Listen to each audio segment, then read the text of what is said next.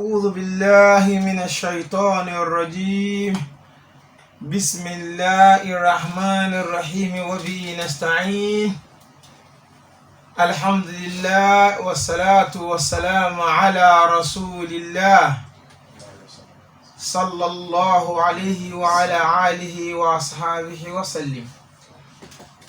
A fi ọpẹ́ fún Ọlọ́run ọba kan ṣoṣo tí ó pé méjì, ọba tí kò ní ìbẹ̀rẹ̀ bẹ́ẹ̀ ni kò ní òpin, ọba tó ní àṣẹ lórí gbogbo nǹkan tí ò sí nǹkan kan tó láṣẹ lórí ẹ̀, ọba tó já sí pé òun ni ó béèrè báwo lẹ́nìkọ̀ọ̀kan nínú wa yìí ṣe ṣe ayé, báwo la ṣe lo àkókò wa, báwo la ṣe lo ọjọ́, báwo la ṣe lo ọ̀sẹ̀, báwo la ṣe lo oṣù, báwo la ṣe lo ọdún, báwo la ṣe lo àlàáfíà ara wa, báwo la ṣe lo ọgbọ́n àtòyí àti ìmọ̀ àtagbára tọ́lọ́run fún wa. Bẹ́ẹ̀ ni òun fún ẹ̀ ẹnìkan tó lè dojú ìbéèrè kọ́ ò sí. La yus'alu amma yaf'alu wa hum yus'alun. Ọba tó bi gbogbo ayé léèrè àtàlágbára abẹ àtẹni tí ò ní pé báwo lọ ṣe lo agbára rẹ sí. Ọlọ́run ọba yìí ni a dúpẹ́ fún. Ọba oní déédé ni, ọba oní dọ́gbandọ́gba ni, ọba tí kìí figbá kan bọ̀ kan nínú, ọba tí ìṣàbòsí kìí fẹrú kí ọmọ, bẹ́ẹ̀ ni kìí sì fi ọmọ fìyà jẹrú. Ọba oní déédé, ọba ndọ́gba, òun la dúpẹ́ fún. Nínú déédé rẹ̀, nínú dọ́gbandọ́gba rẹ̀, òun náà ló tún fi ní ká máa bẹ lónìí. Ọlọ́run afọpẹ́ fún ọ. Ìkẹ́ ọ̀rẹ́ àti ọlá rẹ̀ Ọlọ́run bá ní ṣe fún òjíṣẹ́ ńlá Ànábì wa Muhammad sallallahu alayhi wa sallam, ẹni tọ́lọ́run bá lè kí ọ̀rán, ẹni tó rán sí ayé láti wá jẹ́ ìkẹ́ àti àánú fún gbogbo ẹni tí ó bá lè tẹ̀lé, pàápàá jùlọ gbogbo ẹni tó bá gbà pé òun lòjíṣẹ́ ńlá tí Ọlọ́run rán sáyé, ẹni tó bá lè tẹ̀lé tó lè gbà bẹ́ẹ̀, Ọlọ́run bá lè kí ọlá ní Ànábì ń jẹ́ ìkẹ́ àti ìkẹ́ fún Ọlọ́run o.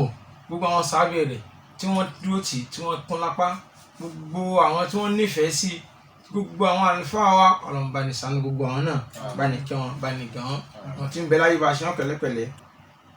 Malam Abdulghani, níbi tí a fẹ́ lọ lónìí, òun náà ni khuluqul adli, ìṣe déédé, ìṣe dọ́gbandọ́gba, subhanallah, ìdájọ́ déédé, ìdájọ́ dọ́gbadọ́gba, ìlò agbára tọ́lọ́run bá fún ni ká lò ó justly, ká má jẹ́ ọ́fíìsì síbì kan, ká má fi ṣàbòsí.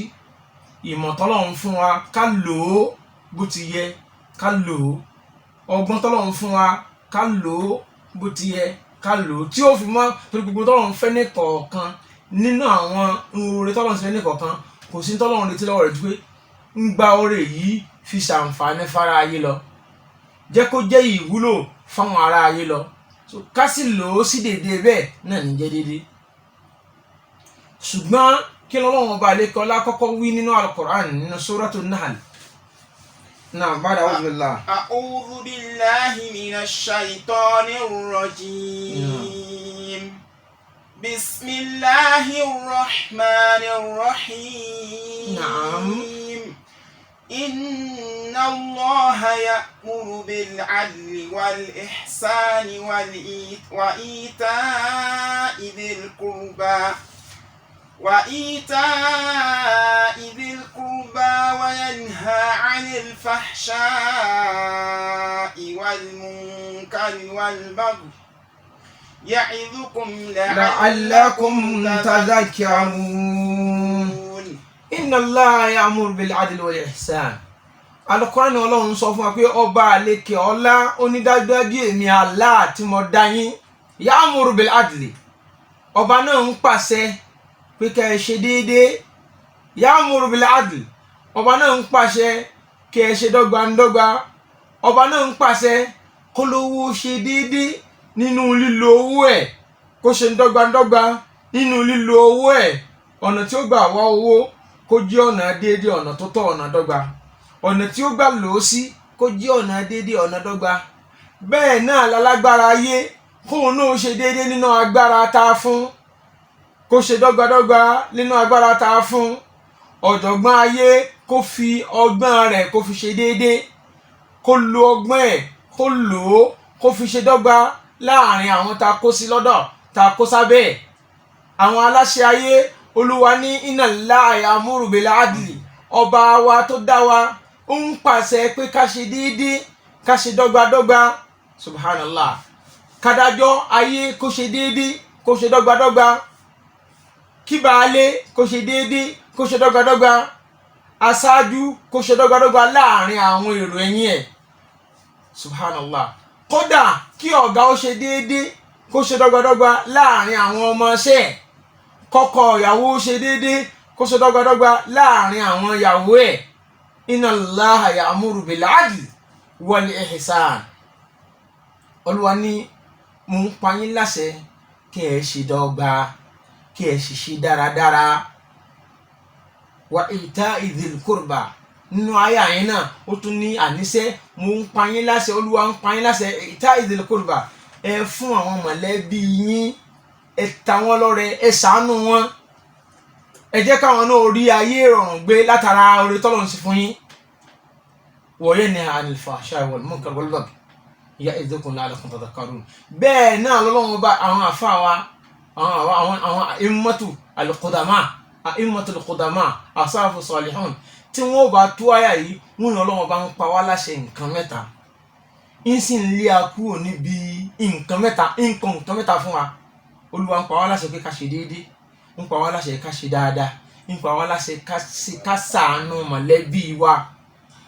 Ń wá ń kọ nǹkan mẹ́ta fún wa, yẹn ní anil fàṣáì, gbogbo ohun tí ń jẹ́ fàṣáwù, gbogbo ohun tí ọ̀dà tí ò bójúmu ní jẹ́ bẹ́ẹ̀. Wal munkari, ìwà tọkàn kọ̀ tá a gbọ́dọ̀ ká mọ́ èèyàn lọ́wọ́, tá a gbọ́dọ̀ mọ̀ pé irú ẹni báyìí ló wúrú wà yìí, ìwà tí ó fẹ́ kí wọ́n hù sí ọ. Olúwa lékè ọlá ó ní ẹkú díẹ̀ wal baghi. Bẹ́ẹ̀ ni ẹkú nídìí à ń dìtẹ̀ mọ́ ni, à ń kọjá àlàsíra ẹni, nítorí lè fa ìdìtẹ̀ mọ́ra ẹni, nítorí lè fa ìkórìíra ẹni ní ẹ̀mí ara wa, ó ní ká jìnà sí la'allakum tadhakkarun. Àbí Olúwa ní mò ń kì yín lọ kíní yìí o, àwọn nǹkan wọ̀nyí èyí tí mo ní ẹ ṣe ìkìlọ̀ ní fún yín. Tẹ́ ẹ bá ti lè ṣe ẹ gbé ìgbésí ayé àlàáfíà. Mò ń lé yín kúrò nídìí àwọn nǹkan wọ̀nyí o, tẹ́ ẹ bá kúrò ńbẹ̀ bí mo ṣe ń lé yín níbẹ̀ la'allakum tadhakkarun.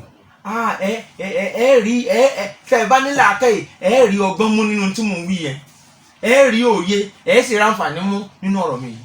So ọ̀rọ̀ Ọlọ́run ọba àlekè ọlá yìí, so a ó rí i pé ntọ́luwa ọba àlekè ọlá al-adlu ní tí ń jẹ́ déédéé, tí ń jẹ́ dọ́gbadọ́gba, kò síbì kan tá a ti gbọ́dọ̀ ṣàfẹ́kù rẹ̀ nínú ìṣẹ̀mí ayé wa. Tí a bá ṣàfẹ́kù ṣíṣe déédéé, ṣíṣe dọ́gbadọ́gba láàrin lọ́kọláya, ẹ rí i pé kò ní sálàáfíà nínú ìṣẹ̀mí ayé wọn. Tá a bá ṣàfẹ́kù ṣíṣe déédéé, ṣíṣe dọ́gbadọ́gba láàrin bàbá sáwọn ọmọ rẹ̀, ẹ rí i pé kò lè sí ìfẹ́, bẹ́ẹ̀ ni kò lè sí ìgbésí ayé rọrùn láàrin gbogbo wọn bẹ́ẹ̀. Ká mọ́ ti wá wí nínú ìlú, ẹni Ọlọ́run bá kó ìlú lé lọ́wọ́, tọ́lọ́run bá kó ìlú tó kó lé lọ́wọ́, Olúwa ń retí déédéé àti dọ́gbadọ́gba lọ́dọ̀ rẹ̀ kí ìlú rẹ̀ ó lè bá a rọgbọ, kí ìlú rẹ̀ ó lè bá a rọrùn, kí fàyàbalẹ̀ ó lè bá a jọba nínú ìlú yẹn. Tí ò wá ti sí al-adlu, kò sí fàyàbalẹ̀. Wa idha hakamtum bayna an-nasi an tahkumu bil-'adl. So al-adlu níbẹ̀ nísìn kò sí nǹkan náà nínú ìṣẹ̀mí ayé wa tí adlu bá ti lè kúrò ń bẹ̀, déédéé dọ́gbadọ́gba tó bá ti lè kúrò ń bẹ̀, ẹ gbàgbé ní tí ń jẹ́ àṣeyọrí, ẹ gbàgbé ní tí ń jẹ́ àwọn ìgbésí ayé rọrùn, kò sí nínú ìṣẹ̀mí ayé. So lọ́dọ̀ aṣíwájú a retí kó ṣe déédéé, kó ṣe dọ́gbadọ́gba, kó lè bá lẹ́yìn. Lọ́dọ̀ olórí a retí, Olúwa ń bẹ dandan ní kó ṣe déédéé, kó ṣe dọ́gbadọ́gba, kó lè bá láti bọ̀ tán. Subhanallah. Lọ́dọ̀ ọmọ èrò ẹ̀yìn àwa aráàlú, Olúwa ń retí ká ṣe déédéé, ká ṣe dọ́gbadọ́gba pẹ̀lú àwọn tí Olúwa kó sáṣíwájú wa yìí, ká lè bá lálàáfíà, ká lè bá gbégbèsè ayé àlàáfíà. Tí ó bá ti sí déédéé, ìwà déédéé, ìyí tí ń jẹ́ déédéé kò ju wípé ká má ṣe àṣejù ká sì má ṣàṣe ètò kódà hàtà lórí ọ̀rọ̀ sísọ ọlọ́run bá àlekè ọlá ní ẹ ṣe déédéé ẹ sọ déédéé lẹ́nu ọ̀rọ̀ tó dáa ọ̀rọ̀ tí ò ní burúkú tí ò ní mú wèébú tí ò ní mú ọ̀tẹ̀ tí ò ní bí fìtínà ní ẹjọ́ kó máa jáde lẹ́nu yín hádà adlun gbogbo tí ó mú aláàfíà wá láyé ní jẹ́ adlu so ajá sí pé dandan ni gbogbo àwùjọ tó fẹ́ lálàáfíà àfi ká bá adlu ń bẹ̀ níjọ́ tí adlu bá ti tá a bá ti lọ ṣàfẹ́kù tí ń jẹ́ déédéé justice nínú ìlú kan justice nínú ilé kan justice ládùúgbò kan lórílẹ̀‐èdè kan ẹ gbà yí pé kò sí tí ń jẹ́ orí rẹ̀ kò sí orí rẹ̀ mọ́. Umar bin Khattab radiyallahu anhu kọ́lọ́mù bá ní yọ́nú sí nínú àwọn tó yẹ kí àwa tí olúwa ní ká pera wa ní mùsùlùmí 1 àwa tó olúwa yàn sípò 2 àwa ń jẹ́ bàbá à ń jẹ́ ìyá à ń jẹ́ ẹ̀gbọ́n à ń jọ̀gá àwọn tó yẹ ká fi máa ṣe àwòkọ́ṣe àwọn nìyẹn. láyé ìgbà tí Umar bin Khattab radiyallahu anhu tó wà ní khilafa tí ń ṣèjọba lọ́wọ́ Allahu Akbar àwọn ìránṣẹ́ kan wá láti ìlú òdì kejì ìlú tí ò ti sí Islam níbẹ̀ àwọn àfáàní ní ilẹ̀ Kaisar ló ti wá nígbà táwọn ó dé òjíṣẹ́ yìí ó dé látọ̀dọ̀ ọba yẹn kí lọ́wọ́ bá yẹn ní kó lọ́ọ́ rèé ṣe lọ́ọ́ rèé wo báwo ni arákùnrin yìí ṣe ń rúùlù tí ṣe ń ṣèjọba rẹ̀ tí fi ń rí i ṣe subhanallah subhanallah subhanallah arákùnrin yìí nígbà tó wọ̀lú Madina kí ẹnì kọ̀ọ̀kan ló lè bá a mọ̀ fún ara rẹ̀ náà ní kọ́tara hadith yìí kó tara rẹ̀ wò pé ṣé mo sì ń ṣe déédéé lóòótọ́ ṣé mo ṣe ń ṣe ẹ̀tọ́ mi lóòótọ́ lórí tí ń jẹ́ déédéé ní kí n ṣe ẹ̀tọ́ ẹ̀ wọ́n ní Umar bin Khattab radiyallahu anhu òun ni ẹni tí ń ṣèjọba lọ́wọ́ jọ̀nà lọ́wọ́ arákùnrin yìí wá wọ̀lú Medina ìgbà tó dé lu Medina ó ní aina malikukum ẹ dákun níbo ni ilé ọba yín wà subhanallah ẹni tó kọ́kọ́ dáhùn pé malana malikun àwọn ọlọ́ba kò sọ báwo ni innama lana bal lana amirun aláṣẹ ẹnìkan aláṣẹ tí ń darí ọ̀rọ̀ wa ní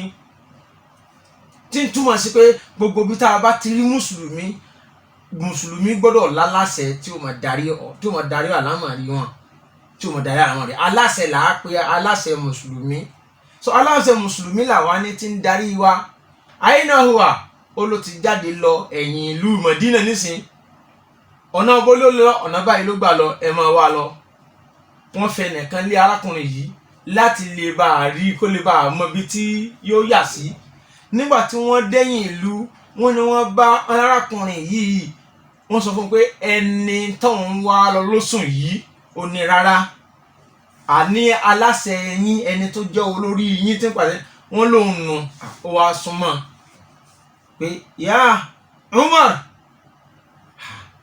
ìwọ láláṣẹ ìlú yìí nígbà tí ó bá Umar ó bá tó sùn lẹ́lẹ̀ kò sí security kankan lẹ́gbẹ̀ẹ́ rẹ̀ kò sí ọmọ ọ̀dọ̀ kankan lẹ́gbẹ̀ẹ́ rẹ̀ kò sí dẹ́rẹ́bà kankan lẹ́gbẹ̀ẹ́ rẹ̀ kò sí ẹ̀mẹ̀wà kankan òun nìkan ló fẹ̀gbẹ́ rẹ̀ lélẹ̀ lábẹ́ igi tí ń gbatẹ́gùn subhanallah arákùnrin ní ya Umar adalta hakamta wa adalta fastarata láì tí ìbéèrè kankan ó yé mi dájú wípé ìjọba ààrẹ ìjọba déédéé ló ń ṣe lọ fi nísinmi. Innama jára mulukuna àwọn aláṣẹ wa àjára mulukuna àwọn aláṣẹ wa ṣàbòsí wa àwọn aláṣẹ wa wọ́n ń yàn wá jẹ nílé òfin gbà wọ́n tọ́nà òfin gbà wọ́n àwọn aláṣẹ wa wọ́n ń yàn wá jẹ nílé òfin gbà wọ́n lọ́nà òfin fún wọn sá káàkiri wọn ò lè dárìn la hawla wala quwwata illa billah ìwọ náà jájọjọ ẹjẹ kájọjọ wòwò ṣé a ṣe déédéé lóòótọ́ ta ló lè rìn kó yan fanda nínú ìlú rẹ̀ nínú gbogbo ẹ̀yin tẹ́ ẹ lẹ́ ń darí wa nínú gbogbo ẹ̀yin tẹ́ ẹ lẹ́ ń ṣe adarí wa tó sì jẹ́ kó rí bẹ́ẹ̀ àwa ń fi àkókò yìí pè yín pé olórí tí ó tọ́lọ́run ó kẹ́, olórí tí ò ní dààmú níwájú Ọlọ́run náà ni olórí tó bá ṣe dáadáa tó sì ṣe déédéé láàrin àwọn tọ́lọ́run kó sábẹ́ rẹ̀. فلا تتبعوا الهوى أن تعدلوا.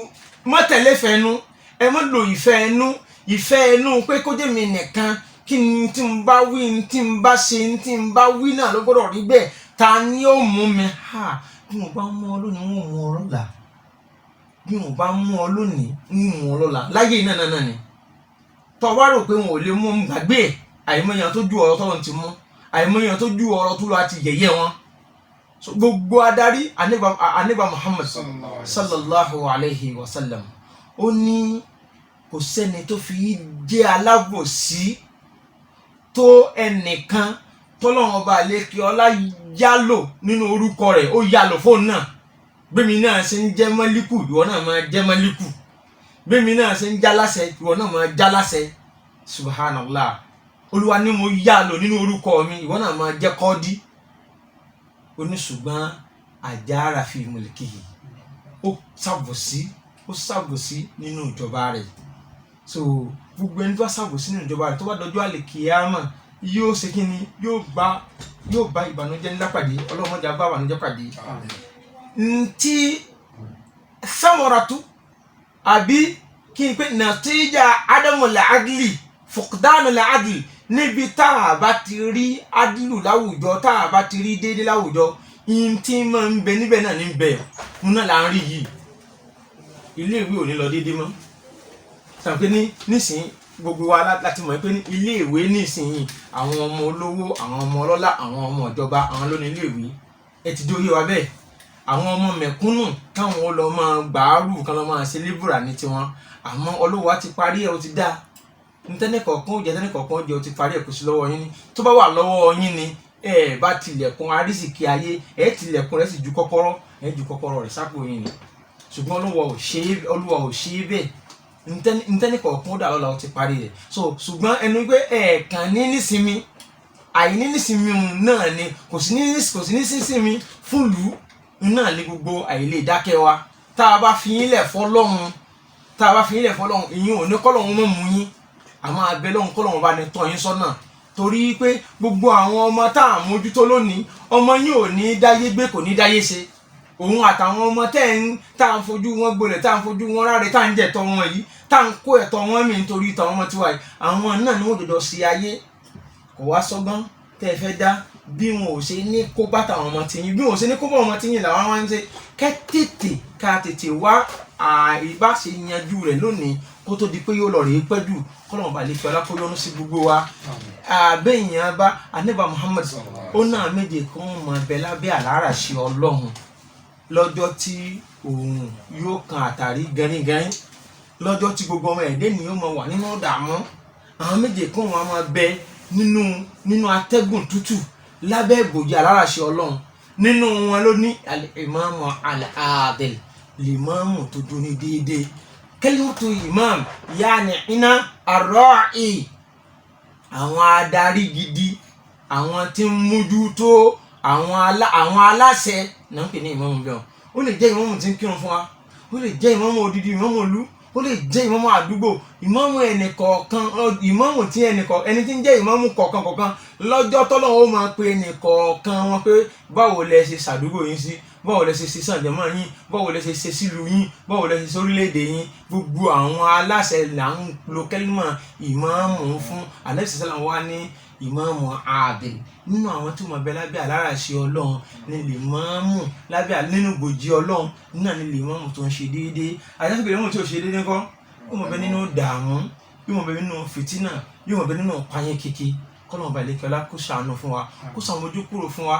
Eléyìí al-muqsituna ala manabiri min nurin, tó bá dọjọ́ àlìkìyámà Ọlọ́run. Ànábì Muhammad sallallahu alayhi wa sallam ó ní innal muqsitina inda Allah ala manabiri min nurin alladhina yaliduna fi hukmi wa ahlihim wa ma walaw. Subhanallah. Al-muqsitu làwọn tí wọ́n ṣe déédéé. Wọ́n mọ̀ pé ní ipò tí mo wà yìí ipò ẹlẹ́gẹ́ ni. wọ́n fi mí sọ ní àfúnsọ ni mí à béèrè gbogbo bá a ṣe ṣe sí lọ́wọ́ mi ó wá ṣe perfectly kò fi síbì kan ó ṣe dáadáa sáwọn tó ní ó ṣe dáadáa sáwọn tó ní ó ṣe dáadáa sáwọn tó délójúmọ́ rẹ̀ ó ṣe dáadáa sáwọn tí ò mọ̀ rí ó ṣe dáadáa sáwọn ojúgbà rẹ̀ ó ṣe dáadáa sẹ́ni tí ò tiẹ̀ bẹ́ẹ̀ ní contact pẹ̀lú ẹ̀ rí ó ṣe déédéé ó ṣe sallallahu alayhi wa sallam ibùn Umaru yìí kan náà radiyallahu anhu òun ní sọ nínú ọ̀rọ̀ rẹ̀ pé ìwọ lọ irú ipò wa léyìí tó já sí wípé tí ẹ̀sìn bá rìn nínú ìlú yìí tó bá ilé kọsẹ̀ níbì kan Ọlọ́run ó bi Umaru tó jàlífà Umaru ń sọ pé àní tí ẹ̀sìn bá rìn tó bá kọsẹ̀ tó bá ilé ṣubú nínú ìlú tíjọba ń dé Ọlọ́run ó bi òun Umaru subhana àìmọye ẹ̀mí tó ti lọ látara ọ̀nà tí ò da ẹ̀yin Ọlọ́run ó bì àìmọye ẹni tó ti da láàbọ̀ ara látara ọ̀nà tí ò da ẹ̀yin Ọlọ́run ó bì àìmọye ẹni tó ti díwèrè látara ọ̀nà tí ò da látara àṣẹmí ayé tí ò rí gbé lálàáfíà ẹ̀yin Ọlọ́run ó bì wàllá eléyìí ni ò jẹ́ ká lè dákẹ́ gbogbo bá a ṣe lo ayé wa Olúwa ti pàfẹ́tẹ̀ ó ti parí rẹ̀ àmọ́ báwo ni a ṣe ní kábàámọ̀ pé ta ló ní dórí ipò yìí sallallahu alayhi wa sallam Ànábì ní ipò àṣẹ lónìí ó lè máa dàbí ayọ̀ ó lè máa dàbí ọlá ó lè máa dàbí oore tó bá dọ̀la àbámọ̀ nífẹ̀ẹ́ ni tọ́lọ́mù bá kó síbẹ̀ gbogbo ẹni tọ́lọ́mù bá kó síbẹ̀ pátápátá yóò kábàámọ̀ àjọjọ kábàámọ̀ burúkú la sì ń sọ ilé yìí fúnra wa àwa náà tí wọ́n ń darí ẹja náà ṣe déédéé pẹ̀lú wọn ẹja ṣe dáadáa pẹ̀lú wọn ẹja tẹ̀lé òfin ẹja pa òfin mọ́ ẹja pa òfin orílẹ̀-èdè wa mọ́ bó tilẹ̀ já sí pé òfin ni ní ti mú dààmú wa nù nínú àìṣedéédéé wa náà ni pé àìlò òfin Ọlọ́run títẹ̀lé òfin Ọlọ́run pípa òfin Ọlọ́run bá mọ́ òun gangan ni àkọ́kọ́ adilu. Àìdílù huwa aqrabu lit-taqwa. òun gangan làkọ́kọ́ adilu kápá òfin Ọlọ́run bá mọ́ òun làkọ́kọ́ adilu. so a ti fi adilu àkọ́kọ́ lẹ̀ gbogbo adilu yòókù bọ̀ dànù ni. ìpa òfin Ọlọ́run bá mọ́ kátẹ̀lé òfin Ọlọ́run àwa ní òfin Ọlọ́run ò wúlò lára wa àfi ká ṣẹ̀ṣẹ̀ máa ronú báwo láti wá lọ go round tá lọ jókòó lẹ̀ táwa tuntun restructuring kí ni jẹ́ restructuring níbo lọ̀rọ̀ Ọlọ́run wà ọ̀rọ̀ Ọlọ́run tí ò ní gbó ọba ọ̀jọ̀gbọ́n alhakim ọba tó ti gbọ́n tí ò ṣe kò sí nǹkan kan ṣe rí ó sì lákalẹ̀ fún wa Ọlọ́run balẹ̀ kálọ́mà yọrọ sí wa o a ti fi òfin Ọlọ́run balẹ̀ so àfi ká padà síbẹ̀ ká lè bá láti bọ̀ tán a fi àkókò ìbẹ̀ lọ́run àwọn táwọn èèyàn tó ń gbọ́ wà lé àtàwọn náà ọlọ́mọ́sà fún wa ní ládá tó pọ̀ subhanaka allahumma wa bihamdika nashhadu an la ilaha illa anta nastaghfiruka wa natubu ilayk.